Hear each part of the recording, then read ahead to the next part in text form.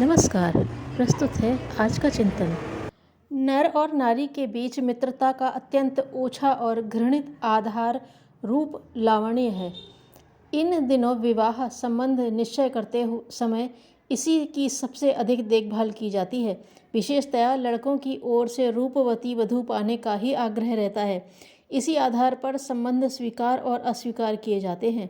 यह दृष्टि यदि आगे भी बनी रही तो उसका परिणाम अधिक आकर्षण की तलाश और पुराने की उपेक्षा के रूप में सामने आता है। पाश्चात्य देशों में आए दिन तलाक देने और नई जोड़ी बनाने की धूम मची रहती है। फलतः न स्थिरता रह पाती है और न विश्वास जम पाता है। आशंका और अविश्वास के रहते मित्रता का स्थायित्व हो ही कैसे सकता है।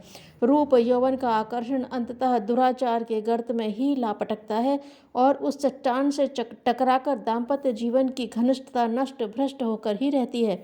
अस्तु पति पत्नी के बीच आत्मीयता के सद्भावना के आधार पनपने चाहिए। कामुक आकर्षणों को निरस्त ही किया जाना उचित है। नारी की स्थिति मित्र जैसी रहे। भोग्या रमणी और कामिनी के दृष्टि से देखा जाना हेय माना जाए। नर की आकांक्षा के अनुरूप नारी ने अपने आप को कामुक आकर्षण के लिए सज धज करना और बनाव श्रृंगार बनाना स्वीकार करके भूल की है। उसे अपना स्तर इतना ही न गिरने देना चाहिए कि श्रृंगारिकता के आकर्षण के प्रति वह पति का प्रेम या प्रतिष्ठा मिलने की बात सोचने लगे।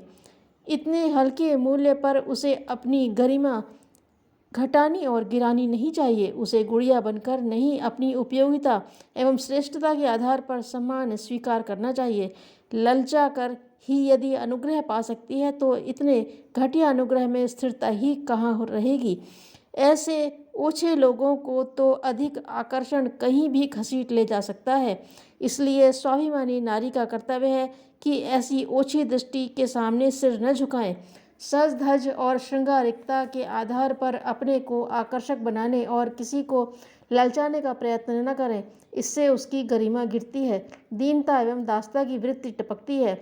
इस संबंध में चीन प्रचलन सबसे ध्यान देने योग्य है। उस देश में नर नारी की पोशाक में बहुत अंतर नहीं होता। श्रृंगारिकता के उत्तेजनात्मक वस्त्राभूषण तो कोई नारी धारण ही नहीं करती। पाश्चात्य देशों में नारी मुक्ति आंदोलन के अंतर्गत प्रबुद्ध नारी ने श्रृंगार धारण करने और उत्तेजक आचरण धारण करने से स्पष्ट इनकार कर दिया है। वह मनुष्योचित पोशाक पहनती हैं। दोनों के वस्त्रों में सांस्कृतिक अंतर बना रहे इसमें हर्ज नहीं, पर वह सौम्य और शालीन होना चाहिए। उसमें कामुक उत्तेजना, श्रृंगारिकता, सज धज तथा दूसरों को आकर्षित करने जैसा कोई आधार नहीं होना चाहिए। सादगी और सज्जनता परस्पर अविच्छिन्न है। कृत्रिमता, तड़क भड़क और विलासिता की सज धज में ओछापन टपकता है।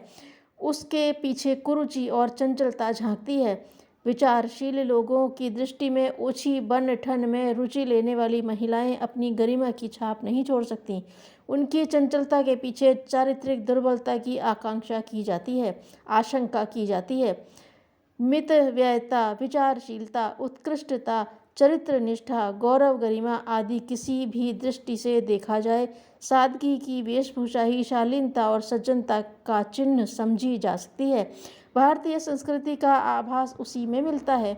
उसी राह पर चलने से अश्लील गुंडागर्दी के जो उपद्रव खड़े होते रहते हैं वे घटेंगे।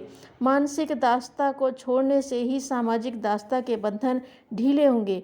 इस संबंध में नारी को पहल करनी चाहिए और उत्तेजक साज सज्जा धारण करने से इनकार करना चाहिए। विचारशील पुरुषों को अपने घरों में नारियों को फैशन परस्ती की विडंबना से उबारने के लिए ही परामर्श देना और प्रयत्न करना चाहिए। जिन्होंने सफलताएं प्राप्त की हैं उन्होंने सपने कम देखे हैं और प्रयत्न अधिक किए हैं। धन्यवाद।